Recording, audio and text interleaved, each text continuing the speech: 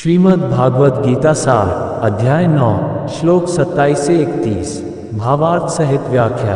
शुभाशुभ फलरव मोक्ष से कर्मबंधन संन्यासयुक्तात्मा विमुक्तो मामुपैश्यसि। भावार्थ, इस तरह तुम कर्म के बंधन तथा इसके शुभाशुभ फलों से मुक्त हो सकोगे। इस संन्यास योग में अपने चित्त को स्थिर करके तुम मुक्त होकर मेरे पास आ सकोगे। तात्पर्य, जिस व्यक्ति में अपने जीवन को भगवत सेवा में रत रखने के अतिरिक्त अन्य कोई रचित नहीं होती, वही वास्तविक सन्यासी है। ऐसा व्यक्ति भगवान की पर इच्छा पर आश्रित रहते हुए अपने को उनका नित्य दास मानता है। अतः वह जो कुछ करता है भगवान के लाभ के लिए करता है। वह सकाम कर्मों या वेदवर्णित कर्तव्यों पर ध्यान नहीं देता। सामान्य मनुष्यों के लिए वेदवर्णित कर्तव्यों को संपन्न करना अनिवार्य होता है, किंतु शुद्ध भक्त भगवान की सेवा में पूर्णतया रत होकर भी कभी कभी वेदों द्वारा अनुमोदित कर्तव्यों का विरोध करता प्रतीत होता है, जो वस्तुतः विरोध नहीं है। समो ऐसाम सर्वभूतेषु न मे ऐसा प्रिय ये भजन्ति तू माँ भक्त्या मयि तेषु चाप्यहम्। अर्थात, मैं न तो किसी से द्वेष करता हूँ, न ही किसी के साथ पक्षपात करता हूँ। मैं सबों के लिए संभाव हूँ, किंतु जो भी भक्तिपूर्वक मेरी सेवा करता है वह मेरा मित्र है, मुझ में स्थित रहता है और मैं भी उसका मित्र हूँ। यहाँ पर प्रश्न किया जा सकता है कि जब कृष्ण का सबों के लिए संभाव है और उनका कोई विशिष्ट मित्र नहीं है, तो फिर वे उन भक्तों में विशेष रुचि क्यों लेते हैं जो उनकी दिव्य सेवा में सदैव लगे रहते हैं। किंतु ये भेदभाव नहीं है, ये तो सहज है। इस जगत में हो सकता है कि कोई व्यक्ति अत्यंत उपकारी हो, किंतु तो भी वह अपनी संतानों में विशेष रुचि लेता है। भगवान का कहना है कि प्रत्येक जीव, चाहे वह जिस योनि का हो, उनका पुत्र है। अतः वे हर एक को जीवन की आवश्यक वस्तुएं प्रदान करते हैं। वे उस बादल के सदृश हैं जो सबों के ऊपर जल वृष्टि करता है, चाहे यह वृष्टि चट्टान पर हो या स्थल पर या जल में हो, किंतु भगवान अपने भक्तों का विशेष ध्यान रखते हैं। ऐसे हो भक्तों का यहाँ उल्लेख हुआ है। वे सदैव कृष्ण भावनामृत में रहते हैं, फलतः वे निरंतर कृष्ण में लीन रहते हैं। कृष्ण भावनामृत शब्द ही बताता है कि जो लोग ऐसे भावनामृत में रहते हैं वे सजीव अध्यात्मवादी हैं और उन्हीं में स्थित हैं। भगवान यहाँ स्पष्ट रूप से कहते हैं मयि ते, अर्थात वे मुझ में हैं, फलतः भगवान भी उनमें हैं। इससे ये यथा माँ प्रपद्यन्ते तान् सदैव भजाम्यहम् की भी व्याख्या हो जाती है। जो मेरी शरण में आ जाता है उसकी मैं उसी रूप में रखवाली करता हूँ। ये दिव्य आदान प्रदान भाव विद्यमान रहता है, क्योंकि भक्त तथा भगवान दोनों सचेतन हैं। जब हीरे को सोने की अंगूठी में जड़ दिया जाता है तो वह अत्यंत सुंदर लगता है। इससे सोने की महिमा बढ़ती है, किंतु साथ ही हीरे की भी महिमा बढ़ती है। भगवान तथा शिव निरंतर चमकते रहते हैं और जब कोई जीव भगवान की सेवा में प्रवृत्त होता है तो वह सोने की भांति दिखता है। भगवान हीरे के समान है, अतः यह संयोग अत्युत्तम होता है। शुद्ध अवस्था में जीव भक्त कहलाते हैं। परमेश्वर अपने भक्तों के भी भक्त बन जाते हैं। यदि भगवान तथा भक्त में आदान प्रदान का भाव न रहे तो सगुणवादी दर्शन ही न रहे। मायावादी दर्शन परमेश्वर तथा जीव में मध्य ऐसा आदान प्रदान का भाव नहीं मिलता, किंतु सगुणवादी दर्शन में ऐसा होता है। अपि चेत सुदुराचारो भजते मामनन्य भाग साधरेव समंतव्य सम्यक व्यवस्थितो हि सः। भावार्थ, यदि कोई जघन्य से जघन्य कर्म करता है, किंतु यदि वह भक्ति में रत रहता है तो उसे साधु मानना चाहिए, क्योंकि वह अपने संकल्प में अडिग रहता है। भावार्थ, इस श्लोक का सुदुराचारा शब्द अत्यंत महत्वपूर्ण है, अतः हमें इसे ठीक से समझना होगा। जब मनुष्य बद्ध रहता है तो उसके दो प्रकार के कर्म होते हैं, प्रथम बद्ध और द्वितीय स्वाभाविक। जिस प्रकार शरीर की रक्षा करने या समाज तथा राज्य के नियमों का पालन करने के लिए तरह तरह के कर्म करने होते हैं, उसी प्रकार से बद्ध जीवन के प्रसंग में भक्तों के लिए कर्म होते हैं जो बद्ध कहलाते हैं। इनके अतिरिक्त जो जीव अपने आध्यात्मिक स्वभाव से पूर्णतया विज्ञ रहता है और कृष्ण भावनामृत में या भगवत भक्ति में लगा रहता है, उसके लिए भी कर्म होते हैं जो दिव्य कहलाते हैं। ऐसे कार्य उसकी स्वाभाविक स्थिति में संपन्न होते हैं और शास्त्रीय दृष्टि से भक्ति कहलाते हैं। बद्ध अवस्था में कभी कभी भक्ति और शरीर की बद्ध सेवा एक दूसरे के समांतर चलती हैं, किंतु पुनः कभी कभी वे एक दूसरे के विपरीत हो जाती हैं। जहाँ तक संभव होता है भक्त सतर्क रहता है कि वह ऐसा कोई कार्य न करे जिससे यह अनुकूल स्थिति भंग हो। वह जानता है कि उसकी कर्म सिद्धि उसके कृष्ण भावनामृत की अनुभूति की प्रगति पर निर्भर करती है, किंतु कभी कभी ये देखा जाता है कि कृष्ण भावनामृत में रत व्यक्ति सामाजिक या राजनीतिक दृष्टि से निंदनीय कार्य करता बैठता है, किंतु इस प्रकार के क्षणिक पतन से वह योग्य नहीं हो जाता। श्रीमद् भागवत में कहा गया है कि यदि कोई पतित हो जाए,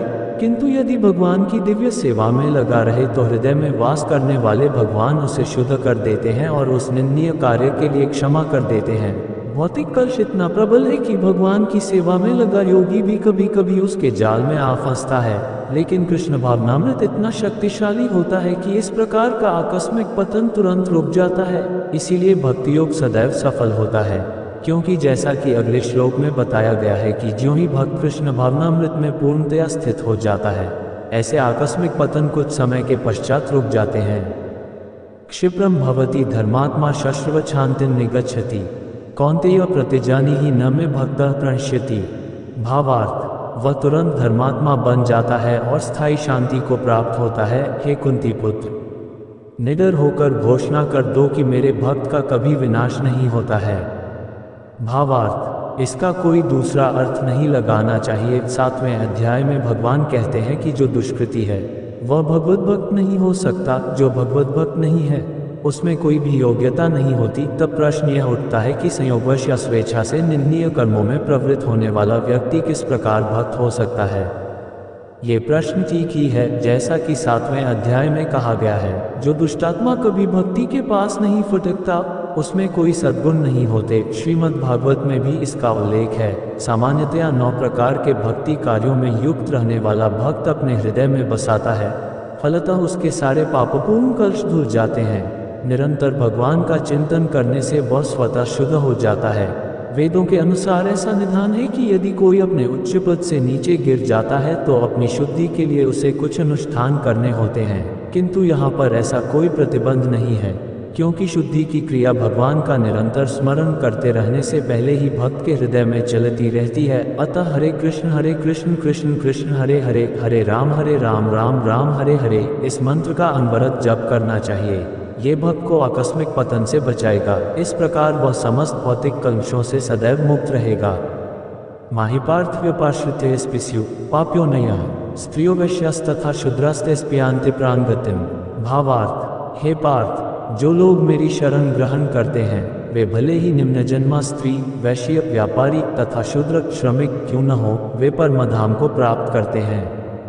भावार्थ, यहाँ पर भगवान ने स्पष्ट कहा है कि भक्ति में उच्च तथा निम्न जाति के लोगों का भेद नहीं होता। भौतिक जीवन में ऐसा विभाजन होता है, किंतु भगवान की दिव्य भक्ति में लगे व्यक्ति पर यह लागू नहीं होता। सभी परमधाम के अधिकारी हैं। श्रीमद् भागवत में 2.4.18 कथन है कि अधम योनि चांडाल भी शुद्ध भक्त के संसर्ग से शुद्ध हो जाते हैं। अतः भक्ति तथा शुद्ध भक्त द्वारा पथ प्रदर्शन इतने प्रबल है कि वहाँ ऊंच नीच का भेद नहीं रह जाता और कोई भी इसे ग्रहण कर सकता है। शुद्ध भक्त की शरण ग्रहण करके सामान्य से सामान्य व्यक्ति शुद्ध हो सकता है। प्रकृति के विभिन्न गुणों के अनुसार मनुष्यों को सात्विक, ब्राह्मण, रजोगुणी, क्षत्रिय तथा तामसी, वैश्य तथा शूद्र कहा जाता है। इनसे भी निम्न पुरुष चांडाल कहलाते हैं और वे पापी कुलों में जन्म लेते हैं। सामान्य रूप से उच्च कुल वाले इन निम्न कुल में जन्म लेने वालों की संगति नहीं आट न करते, किंतु भक्ति योग इतना प्रबल होता है कि भगवत भक्त समस्त निम्न कुल वाले व्यक्तियों को जीवन की परसिद्धि प्राप्त करा सकते हैं। ये तभी संभव है जब कोई कृष्ण की शरण में जाए। जैसा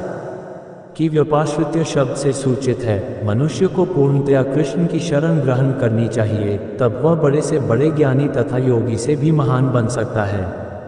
केन पुनर्ब्राह्मणा पुण्य भक्ता राजर्षयस्तथा अनित्यम सुखलोकमिमं प्राप्य भजस्व माम। भावार्थ, फिर धर्मात्मा ब्राह्मणों, भक्तों तथा राजर्षियों के लिए तो कहना ही क्या है। अतः इस क्षणिक दुखमय संसार में आ जाने पर मेरी प्रेमा भक्ति में अपने आप को लगाओ। भावार्थ, इस संसार में कई श्रेणियों के लोग हैं, किंतु तो भी यह संसार किसी के लिए सुखमय स्थान नहीं है। यहाँ स्पष्ट कहा गया है, अनित्यम सुख लोकम, ये जगत अनित्य तथा दुखमय है और किसी भी भले मनुष्य के रहने लायक नहीं है। भगवान इस संसार को क्षणिक तथा दुखमय घोषित कर रहे हैं। कुछ दार्शनिक, विशेष रूप से मायावादी, कहते हैं कि यह संसार मिथ्या है, किंतु भगवद गीता से हम ये जान सकते हैं कि यह संसार मिथ्या नहीं है, यह अनित्य है। अनित्य तथा मिथ्या में अंतर है। ये संसार अनित्य है, किंतु एक दूसरा भी संसार है जो नित्य है। ये संसार दुखमय है, किंतु दूसरा संसार नित्य तथा आनंदमय है।